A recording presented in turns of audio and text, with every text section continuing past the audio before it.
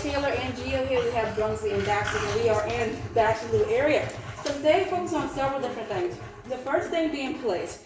We are hammering in place, making place very concrete for Mr. Brunswick, but also for Ms. Baxley. We want to make sure that they understand that when we point to a mat, that means go to that mat and stay in that mat. So we added various level of degrees of difficulty today. So can you go to your mat and can you stay there while I walk away? Can you stay there while I go talk to Taylor or talk to Gio or while I go pet Baxley and vice versa? And for Baxley, can you stay there while Brunswick is doing all these things? Now, I am not adding too much distance from Baxley because, again, this is a risky session. We have them both together. We know that they have aggression issues.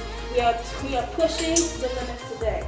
So I'm staying very close to her, but her place has become, I've been reinforcing place this entire time, trying to make sure that she has somewhere to kind of lay down and also observe him, which is our next point. Our next point we went into today is engage, disengage. But for me, it is more of the engage.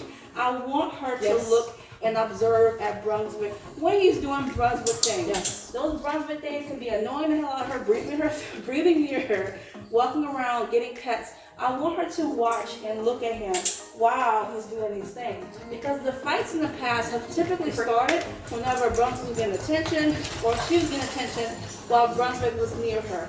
It is still very bizarre the way the fight started in the past, but we're going to break down what exactly we think will help deter those fights in the future. So, good job. Yeah, she did a really good job. Right there, she offered me disengage. So engage, disengage. Engage when the dog looks at the trigger and they are at a distance to where they can look at the trigger without reacting. Can she look at Brunswick without trying to attack him, basically, without reacting? She's been doing that the entire time. This is the closest he has been. Second, after that, can you disengage from him? Eventually, what started happening, I started letting her stay a little bit longer, and she started to disengage. Okay, I look away, which is excellent. Her choosing to look away is a really great thing. So, what you're going to see me do, whenever she's staring at Brunswick, and I'm watching her body language as best I can. She's a bulldog, so she's missing some key cues to really tell how she's feeling. But for us, we have to look at her eyes, particularly whenever to determine how she's feeling about Brunswick in a moment. Yes, good. So Brunswick is right up. If she was staring a little bit longer, I wasn't too concerned about how she was looking at him, but I really liked that was a moment for me to reward. I am basically clicking rewarding her for looking at him and observing him do his regular thing. I keep saying that, but this is really how you start rehabbing or changing the way they think about their siblings. You're free. You're free. We also hammering in some leave it. If they're getting too close to each other, nope, leave it. They are not ready to be up on each other yet. For Brunswick, this is hard because he really wants to come by me and vice versa. So we're teaching him like, no, it's because I'm doing something with Baxley does not mean that you need to be involved and vice versa. Good. So I'm going to free her and fix it because she's kind of like almost off this place. Okay. Baxley. Okay. Good job, Brunswick. Good job. I'm going to fix this place. As she's placing herself, what I'm doing with Brunswick is you'll notice that I am constantly freeing him. I'm actually not telling him to go to his place unless he gets off of it. I am conditioning him to automatically go to this mat. Now this mat has been moved. It is usually near your kitchen. Right now it is moved in this area, which is particularly where Baxley spends the majority of her time. So what I'm doing is I'm conditioning him to gravitate towards this mat in the presence of Baxley. Baxley learning to remain on the mat and to observe him calmly. But this is something that you can obviously point and tell him to go to his place, but it would be nice if he just naturally did so when he sees it in her presence. So this is what I am conditioning him to do now, where I am just kind of walking past it and he is naturally going to this spot, no matter what is happening with Miss Baxley. And he's also just remaining still. Brunswick is the type of dog who wants to be involved with everything because he's a friendly boy. But in terms of Baxley, he can't be involved like that because she doesn't really like that. So we need to make sure that he understands that, look, we love you, everyone loves you, but you have to be on this spot right here. You're free. Good job. You're free. Free. All right, and they both release, they both up. Brunswick, leave it. Leave it. Yes. Yes. Yes. Good job. Good job. Good job. Good job. Very good. Good job. Not something that you will do, just something that we will do only.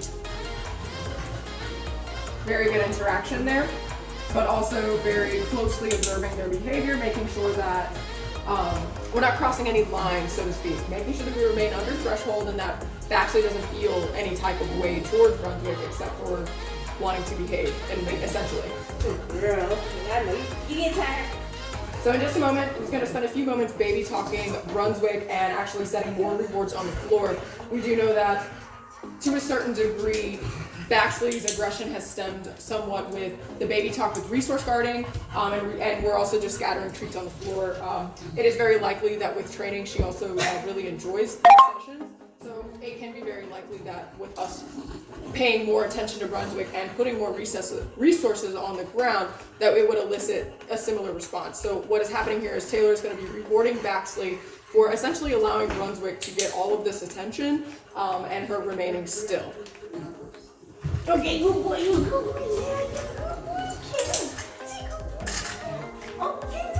reward. He's getting lots of freebies. Lots of freebies, you're a good boy. You're a good boy, you're a good boy. Okay.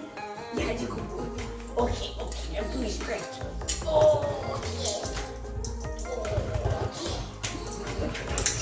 Oh, yeah, that's a good boy. Yeah, good boy. Okay. Yes, good job, Brunswick.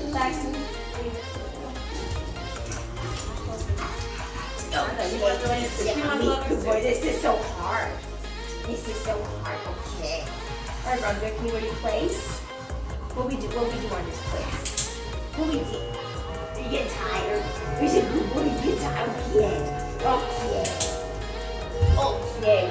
And then on the flip side, what we have also been testing out is seeing, will Brunswick remain on his place as I go and greet Baxley? Because again, he likes to be involved, but it's okay to go say hi to Baxley where she's supposed to be, and Brunswick understand that he needs to remain stationary. So asking him to go to his place, gonna do a suggestion in fact, let's see if he will do it himself. Yes, okay, good boy. And I'm gonna go say hi to Miss Baxley. Hi Baxley, good. All right, so if he gets up, I'm immediately gonna step back into his space and encourage him to go back over here. Then I'm gonna go back and greet Baxley. Hi, Baxley. You good girl. Good job, Brunswick. Now right here, he's just a little too close and I don't really like the face-to-face, so I am gonna encourage him to kind of face away from her. Direct eye contact can be extremely confrontational, and we do not wanna necessarily encourage any accidental confrontations, so to speak. Oh, yeah, I love Brunswick. Now this particular moment we are aware is her number one trigger, is when she is receiving baby talk and she's on the receiving end of attention and Brunswick is probably just a little too close. So right there you'll notice that both of us just kind of stepped immediately, because that is something that we're absolutely not going to allow, is for them getting into it, but mostly getting her to work through it essentially. Good job, guys. You guys are doing really good. As you can see, we've covered a lot of ground. This is a relatively shorter session. However, we are able to cover a lot of ground. We're working them right next to each other. That being said, continue to do what you have been told to do. We will continue to work through this hard stuff until we are very confident in removing some of these things, getting them to move more fluidly, but most importantly, when we start treading into the red zone, which is your living room space, bringing all of this training back into the space, and of course, bringing you guys back into it, because we have not even factored in your triggers, or you being the triggers, so to speak. So, but they are doing fantastic. Absolutely enjoying this session. Very proud of. Right here. So I'm just Very proud of both of them. They're both remaining on their places, which is really good. And we have seen a few side eyes from Miss Baxley, but none of them have been so. She hasn't lunged. She hasn't acted on it. She's very much staying engaged with offering good behavior instead of wanting to fall back on those not so good behaviors. So if you have any questions, as usual, Marco Polo us, and yeah, we'll see you later. Bye.